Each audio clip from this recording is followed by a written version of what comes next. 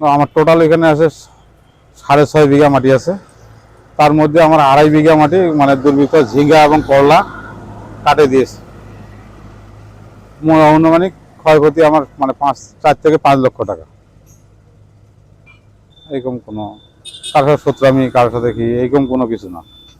এটা আমি এখন যে থানায় একটা জিডি করব, থানায় জিডি করে গণ্য হচ্ছে দেখি তদন্ত করে গণ্য যে ওরা কি বলতেছে, আর আমিও দেখি একটু সন্দেহমূলক কার প্রতি হয়।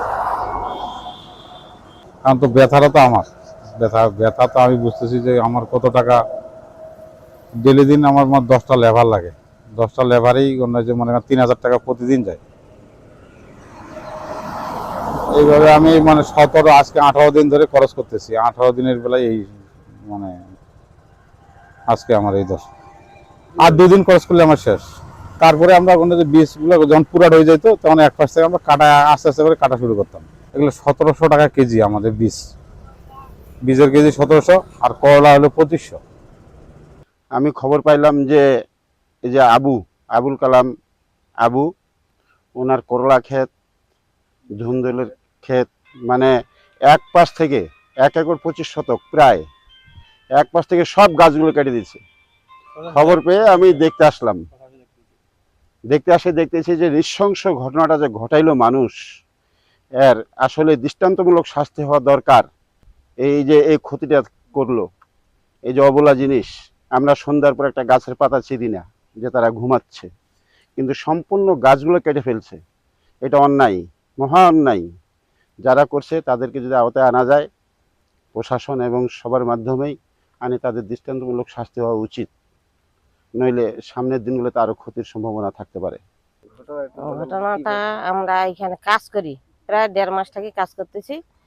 কাজ করি, মজুরি দিয়ে আমরা নিয়ে যাই বাসা, খাই ওই টাকায়। তারপর প্রচুর টাকা খরচ হয় ওদের। তারপরে যে ফসলটা হচ্ছে ওনার প্রায় 4-5 লাখ উঠতো টাকা। তখন টাকা উঠলে তো আমাদেরকে বেতন দিতে কোনো ইয়া করে না, আমাকে সবসময় বেতন ঠিক মতন দেয়। তখন এই জিনিসটা ক্ষতি করলে কি, তাদেরকে আমি চাই আর বিচার চাই আমরা, যাতে পুরা মতো বিচার হয়। কিন্তু কৃষক তো খুব ভালো, আমাদের কৃষক যে কোনো খারাপ তা না, কৃষক খুব ভালো। আমাদের কৃষক আমাদেরকে কোনোদিন মনে করেন গালাগালি করে না, আবার কৃষক বেতন দেয় ঠিক মতন। আবার এই ক্ষতিটা করলো কেন কৃষকটা, কি অন্যায় হয়েছিল তাদের, তারা এইরকম বিচার চাই আমরা। এই মনে করেন আর প্রায় আমরা 7 দিন এখানে এই খরচটা চলতো। তারপর আমরা বিচি নিকলাইতাম, তারপর বিচি ধুইতাম, বিচি শুকাইতাম, আবার মনে করেন আমার 1.5-2 মাস কাজ হইতো এখানে। আমরা কাজ করে খাইতাম। তো এখন তো আমাদের কাজ বন্ধ হয়ে গেল ওদের জন্য, যারা ক্ষতি করছে তাদের জন্য আমার কাজ বন্ধ। এখন আমাদের কৃষকও তো মনে করেন বসে থাকলেও আমাদেরকেও বসে থাকতে হয়। তো এটার বিচার চাই আমরা। আমি এখানে আমরা ফাল্গুন মাস থেকে করি আর কি, 2-3 মাস থেকে এখানে করি। সব গাছ আমাদের হাতেই তৈরি। খরচটাও আমরা করতেছি 12-13 দিন থেকে এখানে। আর এখানে আমরা করি মিলি খাই। আমরা গরিব মানুষ, অসহায়, দেখতে তো পাচ্ছি আমরা অসহায় মানুষ। তারপরে আমরা মনে করো যে খুব ভেঙে পড়েছি, কান্নাকাটাও করেছি। যেগুলো আমরা এখন কি করবো, ছেলেটার বুকের দিকে তাকা যায় না, ওর বাপ নাই, ভাই নাই, এটা নিজের ছেলেও নাই, 2 মেয়ে উপযুক্ত হয়েছে। এখন আমরা আর কি করবো, সকালে আসি দেখি সব গাছ কাটা। আমি মনে করছি যে কালকে বোধহয় আমাদের কাছে কুশিগুলা ছিঁড়াই নিছে, এই কারণে বোধহয় গাছটা মারা গেছে। আমি বলতেছি এই চেংরা আমাদেরকে এখন গালি দিবে যে বলে ভাবি কেমন করে কুশি ছিঁড়াইছেন। আসি দেখি না, কুশি ছিঁড়া না, সব গাছ কাটি দিয়ে ফেলে চলে গেছে। কোন পাষণ্ড, সেই পাষণ্ডকে আপনারা ইয়ে করেন, খুঁজি বাহির করে শাস্তি দেন, খুব শাস্তি দেন। আমরা, আল্লাহ ওদের বিচার করবে। আমরা তো আল্লাহকে সকাল থেকে কান্দেছি আর আল্লাহকেই বিচার দিতেছি যে আল্লাহ ওই লোকগুলাকে শাস্তি দাও, তুমি নিজ হাতে শাস্তি দাও। আর যার ক্ষেত, ওর মুখের দিকে তাকানো যায় না, তারও মনে করো যে বড় একটা উপযুক্ত ছেলে নাই, কিছু নাই, সারাদিন আমাদেরই সঙ্গে শ্রম দেয়। এইটাই আমরা খুব দুঃখ পাইছি। আপনারা যদি পারেন, প্রশাসন সবাই মিলে হানে ওদেরকে খুঁজি বাহির করে শাস্তি দেওয়া, আমরা এটাই চাই। এখানে আমরা করজের কাজ করি।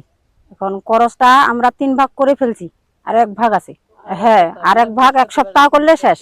তারপরে এইগুলা আমরা চিরে নিয়ে আবার বিচ্ছি ওঠানো হয়, ওঠাইতে। হ্যাঁ, প্রায় আমাদের অনেক দিন কাজ চলতো এখানে। আজকে থেকে আর কি করব, এখন কি করব আমরা বলেন দেখি। এখন আমরা বসে থাকবো, তাছাড়া তো উপায় নেই। এখন আমাদের মালিকেই কান্নায় আর কি ভেঙে গেছে। তাদেরকে আমরা কি করব, তাদের কাছে যে আমরা কি বলবো। আমাদের বলার মতো তো আর কোনো কথাই নেই। আমি খবর পাইছি, খবর পাই এখানে আসে দেখি প্রায় 2 একর, এই 2 বিঘা 25 শতকের মতন জমি, গাছ প্রতিটা গাছ কাটে ফেলছে। তো এই ফলগুলা যেগুলা করছে, বীজ বীজ করছে, আমার মনে হয় লক্ষ লক্ষ লোক মনে হয় এই বীজগুলা দিয়ে আবাদ করতে পারতো। আর এদেরকে যে কোনো আইনের আওতায় যদি আনা যায়, দৃষ্টান্তমূলক শাস্তি দেওয়ার ওদের দরকার।